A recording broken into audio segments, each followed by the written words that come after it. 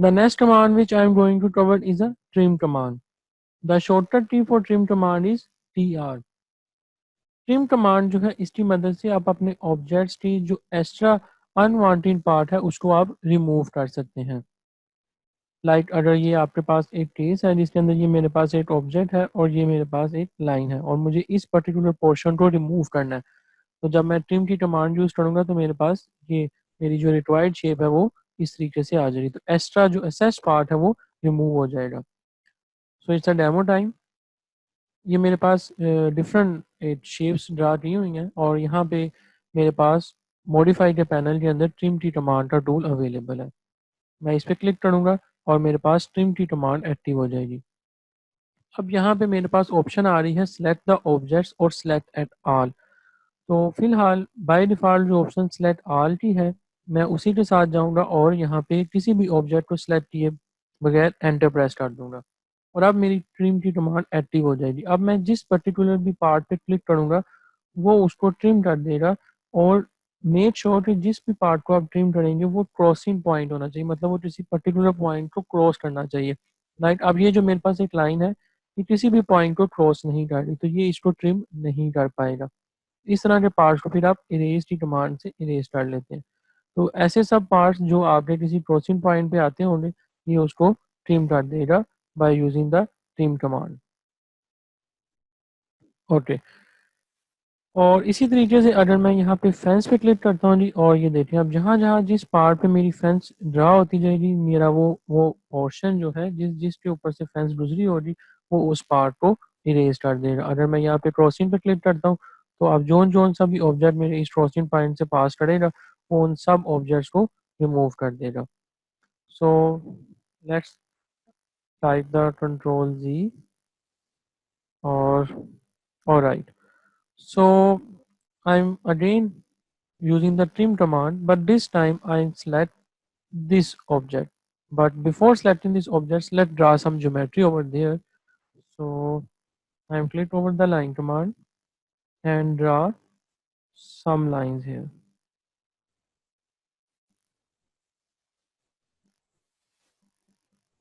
All right. So अब मैं दोबारा से ट्रिम की कमांड पे क्लिक करूंगा, लेकिन दिस टाइम मैं सेलेक्ट ऑल ऑप्शन को यूज किए बगैर इस सर्कल को सिलेक्ट करूंगा। इट मीन्स कि अब वो सब पार्ट जो मेरा इस बाउंड्री के गिर्द लाइट रहेगा सिर्फ वही ट्रिम हो पाएगा, एक्स्ट्रा जो पार्ट है वो ट्रिम नहीं होगा। और मैं एंटर प्रेस करूंगा। अब आप देखिए जोन जोन सा भी पार्ट मेरा इस सर्कल को टच करते हुए गुजर रहा है वो वाला पार्ट मेरा रिमूव हो जाएगा, जबकि इससे बाहर जो मेरे पास है वो फिर ट्रिम नहीं हो रहा। बट मेक श्योर कि वो क्रॉसिंग ऑब्जेक्ट यहाँ पे भी बनना चाहिए लाइक दिस। ठीक है।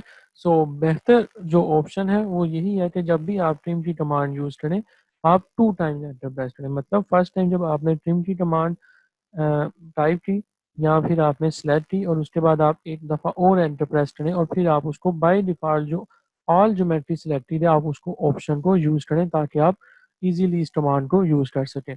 अब यहाँ पे मेरे पास एक शेप है और मैं यहाँ पे ट्रिम की कमांड यूज़ करने वाला हूँ ताकि मैं अपनी जो रिक्वायर्ड शेप है उसको बना सकूँ जो मुझे ड्रा करनी थी।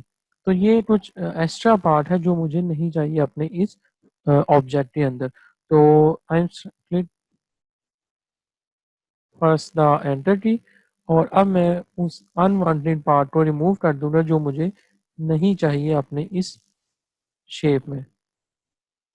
सो वन बाय वन मैं हर ऑप्शन को, मतलब हर उस पार्ट को ट्रिम करता जाऊंगा जो मुझे नहीं चाहिए, अनवांटेड पार्ट जो है।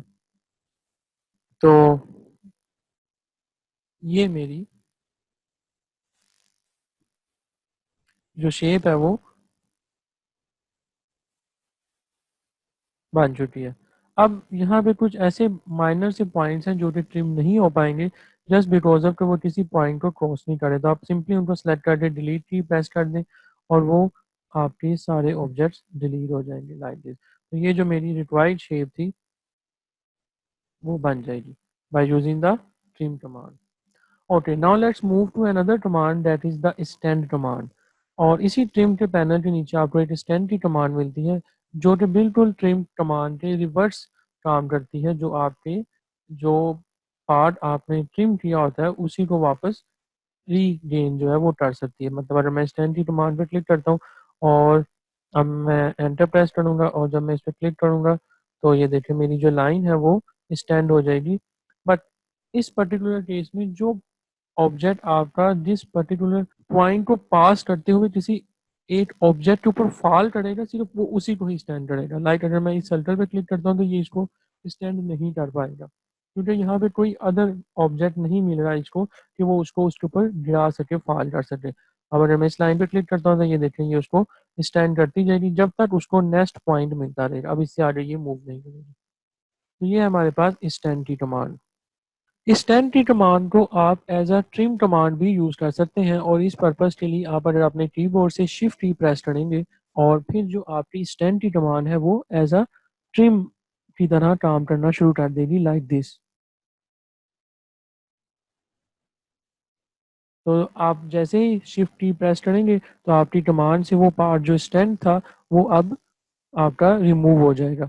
सिमिलरली अगर आप यहाँ पे ट्रिम की कमांड पे जाते हैं और ट्रिम की कमांड से जब आप किसी ऑब्जेक्ट को ट्रिम कर सकते हैं, तो अगर आप अगेन शिफ्ट की यूज़ करेंगे तो शिफ्ट की प्रेस करने से आपकी ट्रिम की कमांड स्टैंड की तरह बिहेव करना स्टार्ट कर देगी, लाइक दिस। आप ट्रिम और स्टैंड की कमांड से मल्टीपल वेज के अंदर काम कर सकते हैं। It's all about trim and the stand command. The next command which I am going to cover in this tutorial is the erase command. The shortcut key for erase command is E. Erase की command use की जाती है आपके objects को remove करने के लिए या ऐसे अनवांटेड पार्ट को रिमूव करने के लिए जो आपकी ट्रिम की कमांड रिमूव नहीं कर पाती, जो बेसिकली क्रॉसिंग ऑब्जेक्ट जो है वो नहीं बनाते। तो लेट्स से कि ये मेरे पास एक ऑब्जेक्ट्स हैं और अगर मैं ट्रिम की कमांड से इनको ट्रिम करता हूँ तो यहाँ से सॉरी मैं ट्रिम की कमांड पे दोबारा क्लिक करूंगा, एंटर प्रेस करूंगा और अब मैं ट्रिम करूंगा। अब ये कुछ ऐसे लाइंस हैं जिनको मैं ट्रिम नहीं कर पा रहा, क्यों? क्योंकि वो किसी पर्टिकुलर पॉइंट पे क्रॉसिंग पॉइंट नहीं बना पा रही। इस पर्टिकुलर केस में आप क्या कर सकते हैं, आप इरेज की कमांड यूज कर सकते हैं। आप इस पे क्लिक करें और आप उस ऑब्जेक्ट को सिलेक्ट करें जिसको आपने इरेज करना है। वन बाय वन आप सारी अपनी सिलेक्शन कंप्लीट कर लें and then press the enter key, और जो आपका अनवांटेड पार्ट है वो रिमूव हो जाएगा। और अदर देन ट्रिम कमांड भी अगर आप किसी ऑब्जेक्ट को इरेज करना चाह रहे हैं तो सिंपल आप अपने ऑब्जेक्ट को सिलेक्ट करें और उसके बाद आप एंटर प्रेस कर दें तो आपका अनवांटेड पार्ट जो है वो इरेज हो जाएगा। So it's all about erase command. Next हमारे पास जो कमांड है इसका नाम है एक्सप्लोड और इसकी शॉर्टकट की है एक्स। एक्सप्लोर की कमांड से आप अपने सिंगल ऑब्जेक्ट को उसके जो डिफरेंट ऑब्जेक्ट्स के अंदर उसको डिवाइड कर सकते हैं। मतलब उसके जो डिफरेंट पार्ट्स हैं आप उसके अंदर उसको डिवाइड कर सकते हैं इन डिफरेंट पार्ट्स। लाइक अगर मेरे पास ये एक ऑब्जेक्ट है जो कि अभी एक सिंगल ऑब्जेक्ट है, ऑल्दो ये एक सिंगल ऑब्जेक्ट की सूरत में नहीं बना, लेकिन हम इस पर्टिकुलर सिंगल ऑब्जेक्ट के बारे में नेक्स्ट लेक्चर्स के अंदर, फ्यूचर लेसन के अंदर कवर करेंगे कि आप इसको किस तरीके से सिंगल ऑब्जेक्ट में मल्टीपल ऑब्जेक्ट को मतलब सिंगल ऑब्जेक्ट्स में कन्वर्ट कर सकते हैं। So in this tutorial I am only cover the explore command, जिसकी मदद से आप अपने एक सिंगल ऑब्जेक्ट को उसके मल्टीपल पार्ट्स के अंदर उसको कन्वर्ट कर सकते हैं। तो इस पर्पज़ के लिए आप क्या कर सकते हैं, आप एक्सप्लोर की कमांड जो एक्स उसकी शॉर्टकट की है वो प्रेस करें या मॉडिफाई के पैनल से एक्सप्लोर के बटन पे क्लिक करें, तो आपकी एक्सप्लोर की कमांड एक्टिव हो जाएगी। अब आप अपने उस ऑब्जेक्ट को सिलेक्ट करें जिसको आपने एक्सप्लोर करना है मल्टीपल पार्ट्स में। सिलेक्ट करने के बाद आप एंटर प्रेस करें, आपका अब जो ऑब्जेक्ट है वो मल्टीपल पार्ट्स में कन्वर्ट हो चुका है, लाइक दिस। जब आप इस पर क्लिक करेंगे तो ये देखिए हर एक पार्ट जो है वो सेपरेटली बिहेव करेगा, जो पहले एक ही ऑब्जेक्ट का पार्ट कंसीडर किया जा रहा था। आप इसको वापस सिंगल ऑब्जेक्ट में भी कन्वर्ट कर सकते हैं bye using the blot command है। हम उसके बारे में फ्यूचर लेसन के अंदर कवर करेंगे। So it's all about explore command. Next हमारे पास जो कमांड है उसका नाम है डिलीट डुप्लीकेट ऑब्जेक्ट और द ओवरकिल कमांड।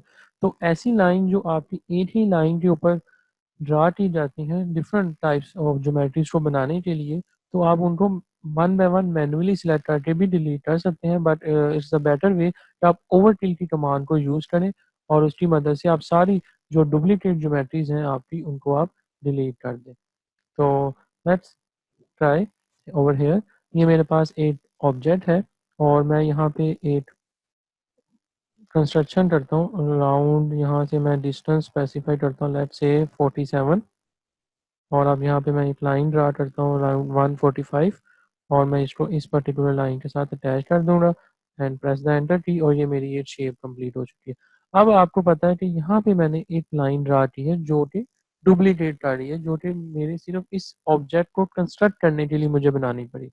तो इन लाइंस को यहाँ पे लेट्स से मैं अगर मेरी और भी अगर इस पर्टिकुलर पार्ट के अंदर different types of lines available हैं जो कि मेरी उस ज्योमेट्री का सिर्फ कंस्ट्रक्शन का पार्ट था या ड्यूरिंग मॉडिफाई एटसेट्रा वो आपकी सिस्टम में उस ड्राइंग के अंदर रह गई हैं। तो अब आप उससे अपनी ड्राइंग को कैसे नीट या क्लीन कर सकते हैं, तो उसके लिए जो हमारे पास कमांड है वो है ओवरकिल। तो आप इस मॉडिफाई के पैनल पे ये जो आपके पास बुश टाइप का आइकन है इस पे आप क्लिक करें तो ये कमांड आपकी एक्टिव हो जाएगी।